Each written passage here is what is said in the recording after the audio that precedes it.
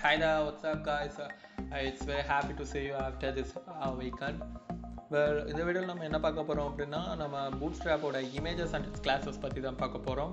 And before getting to this topic, I need to introduce myself that I'm Mathesh Suresh, a professional web developer and a digital marketer. If you guys want me to promote your business, just contact me on Instagram or Facebook or yes, Facebook. My page is named as Brand Your Business. So just go to that page and hit the like button and follow button in that. Now let's get into the topic. Well, okay, so இப்போ பார்த்தீங்கன்னா நான் first as usual ஃபைலுக்கு போய் ஒரு new bootstrap template வந்து இங்கே ready பண்ணி வச்சுருக்கேன். And இந்த டெம்ப்ளேட்டில் ஒரு சின்ன சேஞ்சஸ் கொடுத்துருக்கேன். அது என்னென்னா ஜஸ்ட் உள்ளக்க இருக்க பாடிக்குள்ளக்க டிஃபால்ட்டாக இருந்ததெல்லாம் டெலிட் பண்ணிட்டு ஒரு ஸ்டார்டர் டெம்ப்ளேட்டாக இங்கே டிசைன் பண்ணி வச்சுருக்கேன். இப்போ இதில் டைட்டிலில் bootstrap image நான் போடுறேன். bootstrap image fine. ஸோ இப்போது bootstrap imagesல இருக்க கிளாஸஸ்லாம் என்னென்ன அப்படிங்கிறத நான் உங்களுக்கு ஃபஸ்ட் எக்ஸ்பிளைன் பண்ணிடுறேன். இதில் 4 types of classes இருக்குது. Number 1 is image rounded, number 2 is image circle, number 3 is image thumbnail, and number 4 is image responsive. So இந்த மாதிரி 4 type of இமேஜ்க்கு கூடிய கிளாஸஸ் இருக்குது. ஸோ அது என்னென்ன அப்படிங்கிறத நம்ம இப்போ கிளியராக பார்க்கலாம். அண்ட் நான் ஃபர்ஸ்ட் ஆஃப் ஆல் நான் வந்து ஒரு கண்டெய்னர் ரெடி பண்ணுறேன். ஓகே, இப்போது இந்த கண்டெய்னருக்கு பதிலாக நான் யூஷுவல் Ctrl+Shift+U நமக்கு பேசிக்காக ஒரு கண்டெய்னர் ஃப்ளூயிட் வந்து டிசைன் ஆயிரும். இப்போ இந்த கண்டெய்னர் ஃப்ளூயிடில் நான் என்ன பண்ண போகிறேன் அப்படின்னா 2 இமேஜ் பேஸ் பண்ண போகிறேன். இமேஜ் வந்து எப்படி கொண்டு வருது அப்படிங்கிறதுக்கு கிளியராக வாட்ச் பண்ணிக்கோங்க. இமேஜ் கொண்டு வர்றதுக்கு ஒரு சிம்பிள் டேக் உண்டு. img டேப் கொடுத்திங்கன்னா உங்களுக்கு டிஃபால்ட்டான ஒரு ஸ்ட்ரக்சர் வந்துடும். இப்போது இமேஜில் எஸ்ஆர்சிங்கிறது என்னென்னா சோர்ஸ். இந்த சோர்ஸ்குள்ளக்கு இமேஜோட ஃபைலோட லொக்கேஷன் வந்து நம்ம பேஸ் பண்ணணும். இப்போது நான் இதே டேபிளில் இந்த இமேஜை வந்து சேவ் பண்ணி வச்சுருக்கேன். அது என்ன இமேஜ்னால் இந்த pubg.png இந்த இமேஜ் தான் நான் வந்து உள்ளே கொண்டு வர போகிறேன். ஸோ இதை எப்படி கொண்டு வரேன் அப்படிங்கிறத பார்த்துக்கோங்க. pubg.png இது டைப் பண்ணால் போதும், நமக்கு வந்து இந்த இமேஜ் வந்து அங்கே சேவ் ஆயிரும். அண்ட் இந்த ஆல்ட் ஆட்ரிபியூட் எதுக்கு அப்படின்னு கேட்டிங்கன்னா, மேபி இந்த இமேஜ் வந்து இந்த லொக்கேஷனில் இல்லை அப்படின்னா அந்த பிளேஸில் அந்த ஆல்ட் ஆட்ரிபியூட் வந்து ஒரு டெக்ஸ்ட்டாக டிஸ்பிளே ஆகும். அதுக்கு தான் வந்து ஆல்ட் ஆட்ரிபியூட் நம்ம கொடுப்போம். இப்போ பார்த்தீங்கன்னா pubg இமேஜ் ஃபைன்.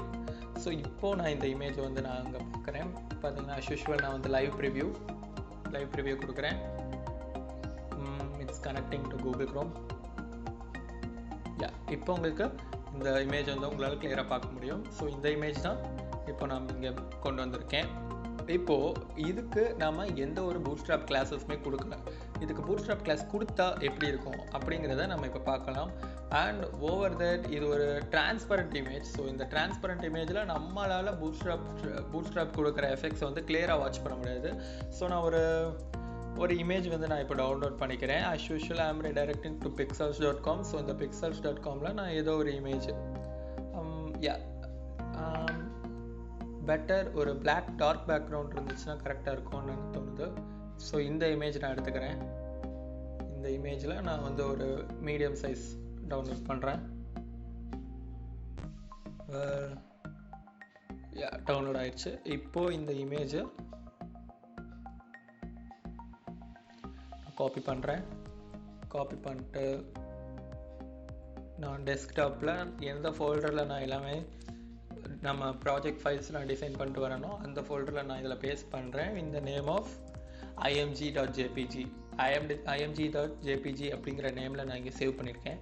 ஸோ இப்போ இங்கேயும் நான் நேம் சேஞ்ச் பண்ண வேண்டியது இருக்கும். பார்த்தீங்கன்னா இந்த pubg இமேஜ்க்கு பதிலாக img.jpg இதை கிளிக் பண்ணிட்டேன். இங்கே சிம்பிள் இமேஜ் அப்படின்னு சும்மா டைப் பண்ணுறேன்.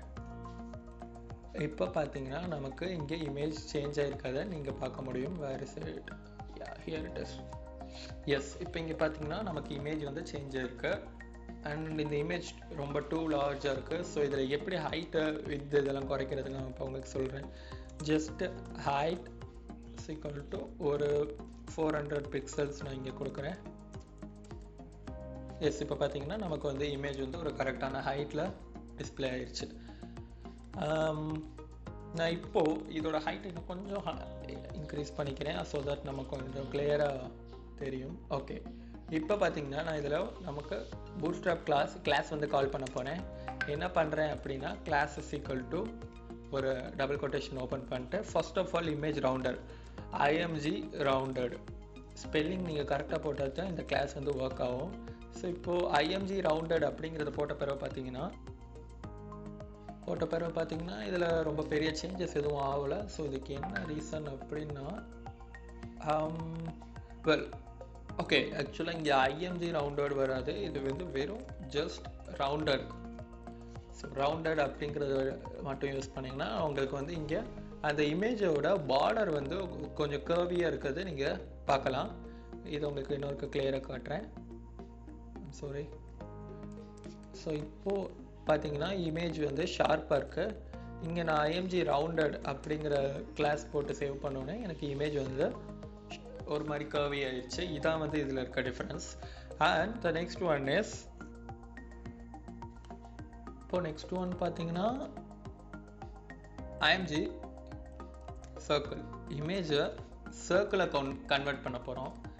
சர்க்கிளை கன்வெர்ட் பண்ணுறதுக்கு நான் அப்படியே காப்பி பண்ணி பேஸ்ட் பண்ணிக்கிட்டேன். இதை காப்பி பண்ணி பேஸ்ட் பண்ணிட்டு நான் என்ன பண்ண போகிறேன்னா ஜஸ்ட் இந்த இதை ரவுண்டட் சர்க்கிள் எப்படி நேம் பண்ண போகிறேன். அண்ட் பெட்டர் நான் இங்கே எக்ஸஸ்க்கு பதிலாக எம்டி கொடுத்துக்கிறேன். ஓகே, ரவுண்டட் சர்க்கிளாக இப்போ நான் கன்வெர்ட் பண்ணிட்டேன். ஸோ இதில் இப்போ உங்களுக்கு பார்த்தீங்கன்னா உங்களுக்கு தெரியும், இப்போது இந்த இமேஜ் வந்து ஒரு சர்க்கிள் ஷேப்பில் நமக்கு கன்வெர்ட் ஆகிருக்கு. மேபி இந்த இமேஜ் ஒரு ஸ்கொயர் ரெசல்யூஷனில் இருந்துச்சு அப்படின்னா இது நமக்கு எக்ஸாக்ட் சர்க்கிளாக கிடைக்கும். பட் இந்த இமேஜ் ஒரு சிலிண்ட்ரிக்கல் ஷேப்பில் இருக்கனால நமக்கு இது வந்து ஒரு ஓவல் ஷேப்பில் கிடைச்சிருக்கு. That's no problem.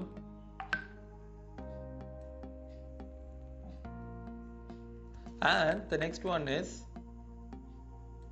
நான் இதை அப்படியே காப்பி பண்ணிக்கிறேன். அதர்வைஸ் நான் இந்த ரோவோட காப்பி பண்ணிட்டு புது ரோ போட்டுக்கிறேன். ஓகே, இப்போ பார்த்தீங்கன்னா இங்கே img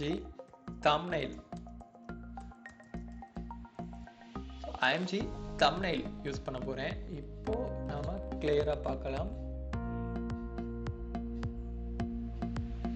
இப்போ உங்களுக்கு கிளியராக தெரியும், img thumbnail யூஸ் பண்ணால் நமக்கு இங்கே ஒரு இமேஜ் ஓட ஃப்ரேம் போட்டு நமக்கு ஒரு பிக்சர் கிடைக்குது. பார்த்தீங்கன்னா நம்ம இமேஜை சுற்றி ஒரு img ஒரு இமேஜ் ஃப்ரேம் இருக்கு. அந்த ஃப்ரேமை கொண்டு வர்றதுக்கு தான் வந்து img thumbnail யூஸ் பண்ணுவாங்க. The next class is img responsive. உங்களுக்கு ஒரு சில இடத்துல எந்த எஃபெக்ட்ஸுமே தேவையில்லை, பட் ஆனால் என்னோட இமேஜ் ரெஸ்பான்சிவாக இருக்கணும் அப்படிங்கிற அப்போ வந்து நீங்கள் வந்து இது யூஸ் பண்ணிக்கலாம். இமேஜ் ரெஸ்பான்சிவ் போட்டிங்கன்னா உங்களுக்கு எந்த விதமான இமேஜில் எந்த சேஞ்சஸ் இருக்காது, பட் இந்த இமேஜ் வந்து ரெஸ்பான்சிவாக இருக்கும். அது வந்து நல்லா ஹைலைட். இப்போ பார்த்தீங்கன்னா உங்களுக்கு ரெஸ்பான்சிவ்னஸ் இதில் நீங்கள் கேப்சர் பண்ண முடியும். நான் இப்போது இந்த இதை ரெஸ்பான்சிவாக கன்வெர்ட் பண்ணிட்டு இப்போ இதை மினிமைஸ் பண்ணுறப்போ உங்களுக்கே தெரியும் இமேஜ் வந்து ரெஸ்பான்சிவாக நமக்கு ஒர்க் ஆகுதுங்கிறது. ஸோ பூட்ஸ்ட்ராப்பில் இருக்க எல்லா இமேஜஸுமே நமக்கு எப்பயுமே ரெஸ்பான்சிவாக தான் இருக்கும், அது எந்த பிரச்சனையுமே கிடையாது. பட் நீங்கள் பூட்ஸ்ட்ராப் கிளாஸை கால் பண்ணாமல் விட்டிங்கன்னா அந்த இமேஜஸ்லாம் வந்து உங்களுக்கு ரெஸ்பான்சிவாக இருக்காது. அது வந்து உங்களுக்கு ஃப்ரேமை விட்டு வெளியே போவோம், அது மாதிரி ஒரு சில ப்ராப்ளம்ஸ் வரும். பட் அந்த மாதிரி எந்த ப்ராப்ளம்ஸும் வரக்கூடாதுன்னு நினச்சிங்கன்னா நீங்கள் பூட்ஸ்ட்ராப்போட கிளாஸஸ் வந்து நீங்கள் கால் பண்ணுறது பெட்டர்.